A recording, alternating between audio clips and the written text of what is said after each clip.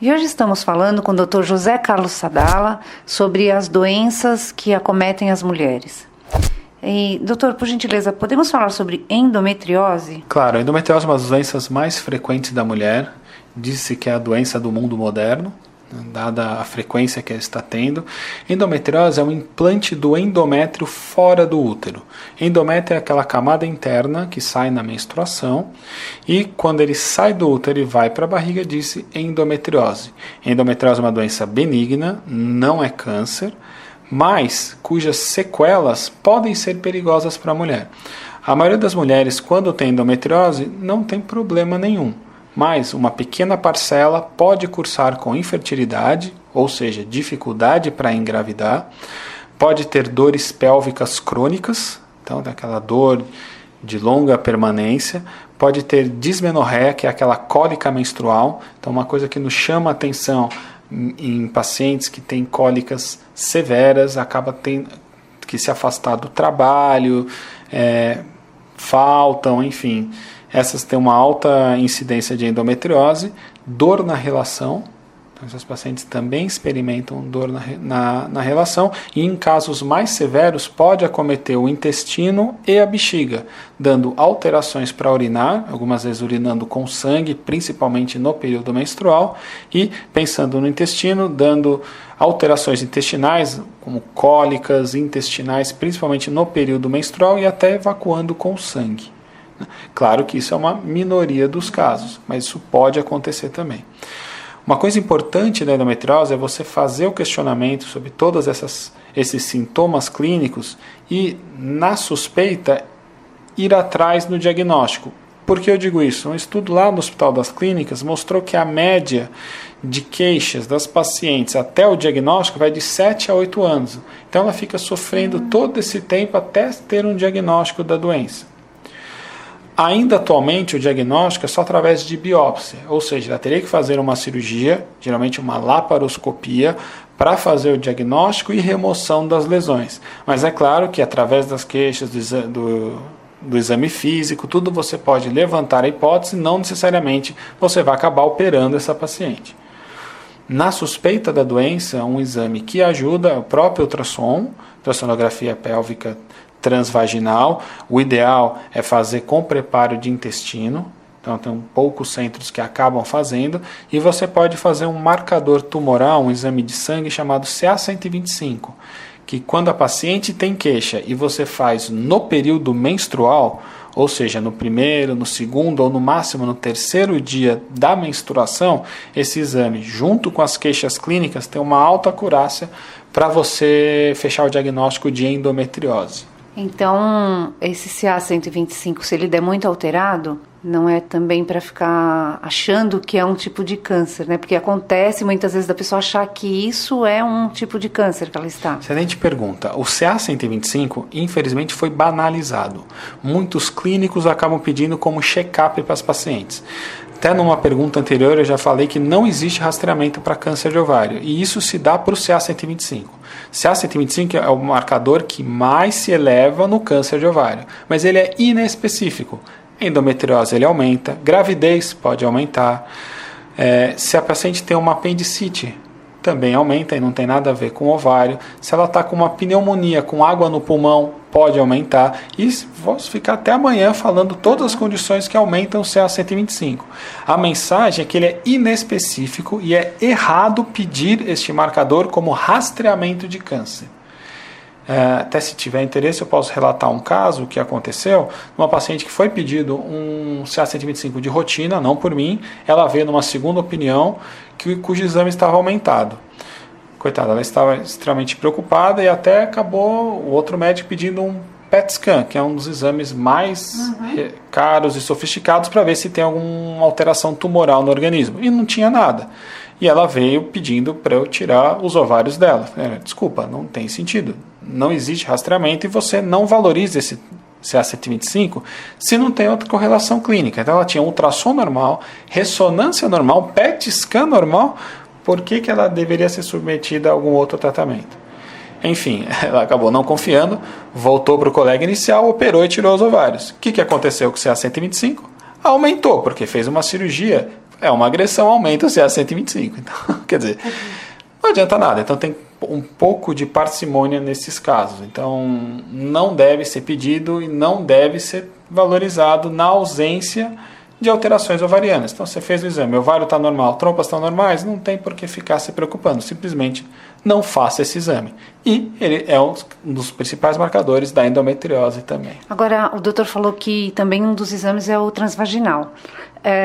Mas e para as moças que não têm relação sexual? Como é que pode ser feito para detectar se ela tem a endometriose? Pode ser feito ultrassom pélvico apenas, aí cai um pouco a sensibilidade. Em casos mais suspeitos, em que a queixa persiste, o ultrassom é normal, você lança a mão da ressonância magnética.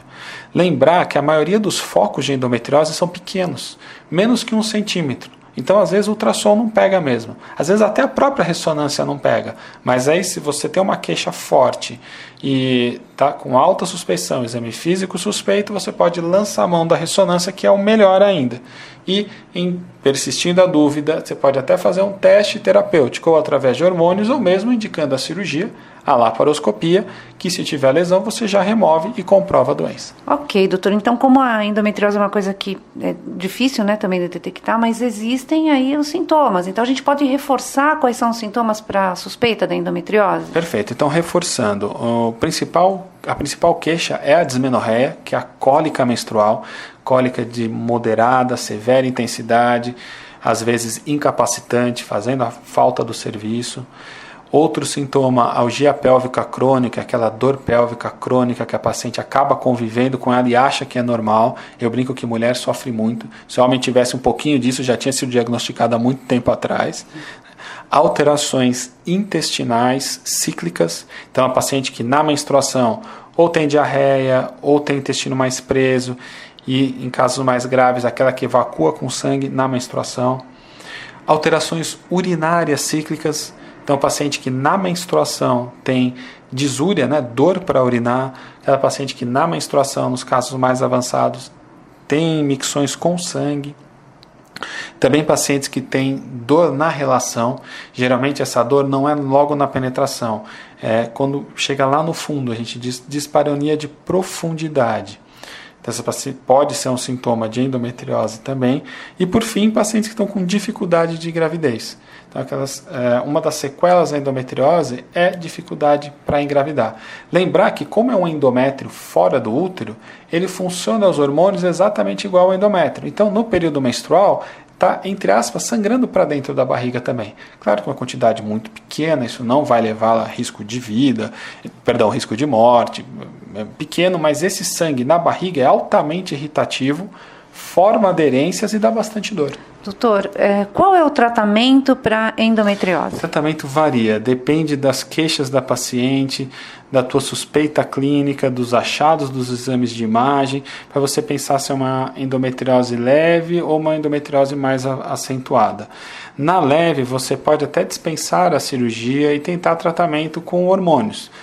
Se a paciente não quer engravidar, você pode dar, por exemplo, a pílula e sugerir que ela não menstrue. Quanto menos ela menstruar, teoricamente, menor o risco de desenvolver as lesões de endometriose.